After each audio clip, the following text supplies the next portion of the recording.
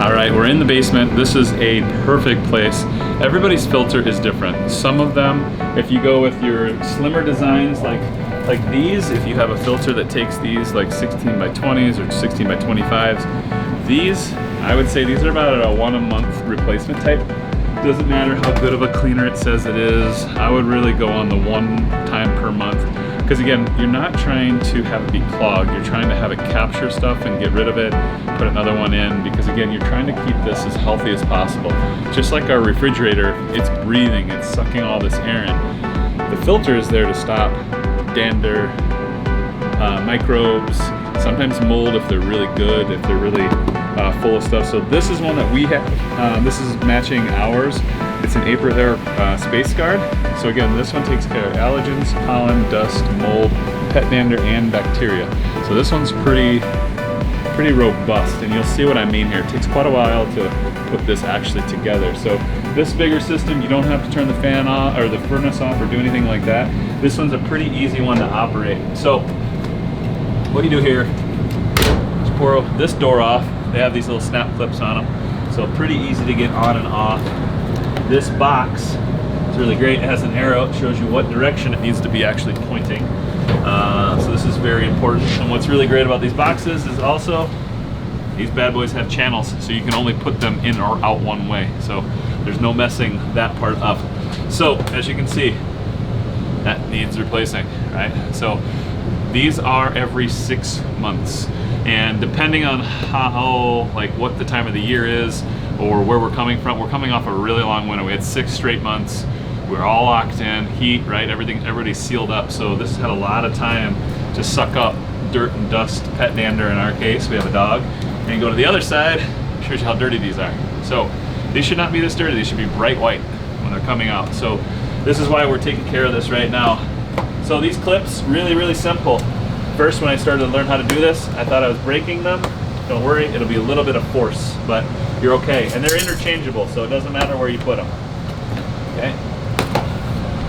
So the combs come out first.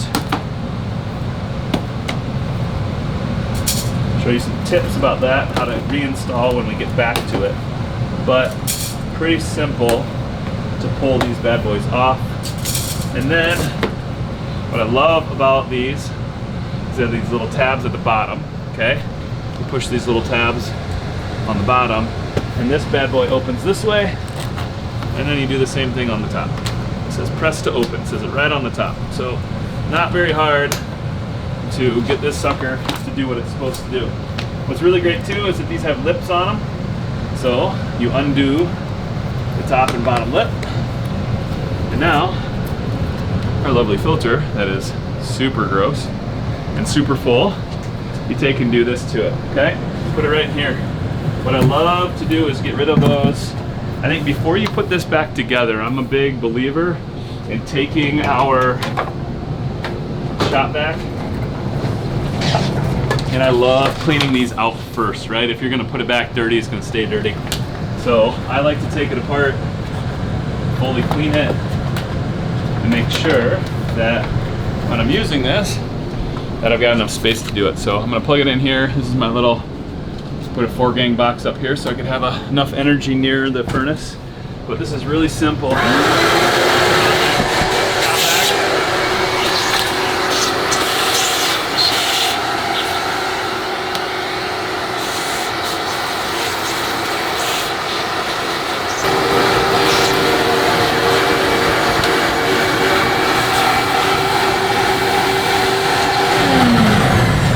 There you go. So a little bit of work to get that kind of pulled apart, vacuum it out, but now as you can see how much cleaner that whole device is, and making it ready for another new filter. So we've got our filter here. I always buy multiple at a time. You can usually get pretty good deals. Some of your local hardware stores will keep these in stock. Unfortunately, nobody here in Madison keeps this version in stock. So what I like to do is, and actually has really good instructions, is I like to take it, put my instructions here just so I remember, but honestly the biggest thing to remember is that your paper, which is part of your clips, these go to your edges, right?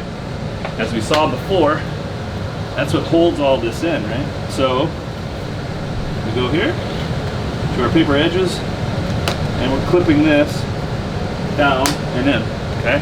Same thing down here. Clipping it in. We're just making sure that our bad boy here has a nice stable foundation, okay? Sure it's in the right spot. So now that that's all set up, it's big and fluffy. It's not got a lot of order yet to it, and that's okay. All we're really trying to do is set this bad boy up for success. So I'm snapping my ends back in. Okay, I'm doing that first. Then I'll snap my bottoms in.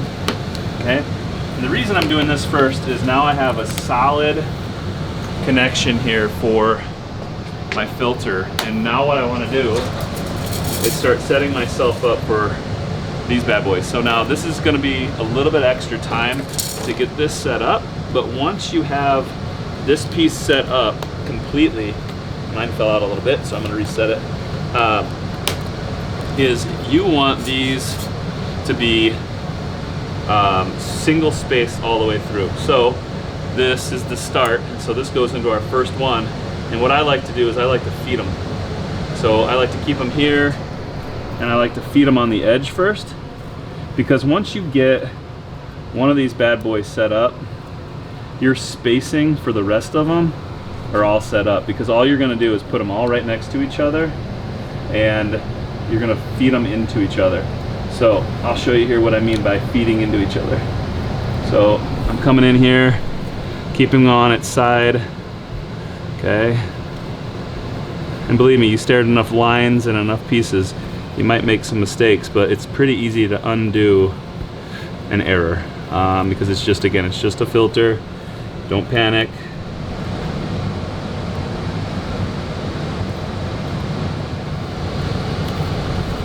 Okay, so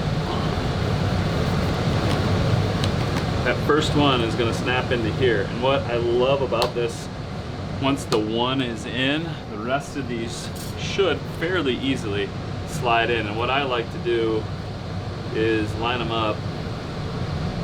Hey, look at that, first one. And I like going one at a time down, because that's going to keep your spacing, and it's also going to be easier to put in the next one versus trying to go the whole way down. So this is the rhythm I love using. Doesn't mean it's like the way to do it. It's just a way to do it. Okay, here you go. So your filter's together. It's in here the way you're supposed to have it. I'm going to turn it around, because this is actually the way it feeds. It comes from the outside of the house, pushes in, and goes back up, and then returns back to the house. So this is your return, and this is your departure air. So pretty simple. It has a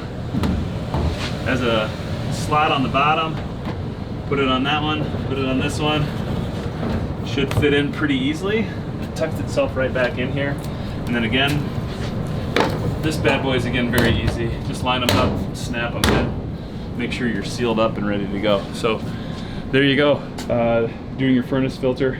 Some days I wish I had the small tiny ones where I can just take them out every month, but what I realized over time is that having filters like this, and now the technology is getting even better and better, those actually last longer, they take more out of the air, and yes, they're a little bit more work to put these together, but they stop a lot more, and this helps overall with the health of your furnace. So really key things to look at. All right, I hope you enjoyed the tips. If you got any comments or would like to see more stuff being done in the house, and maybe how-tos, please send us any messages. You can get us hold of us at cs@charliewills.team, or you can always call 608-220-3282. Take care.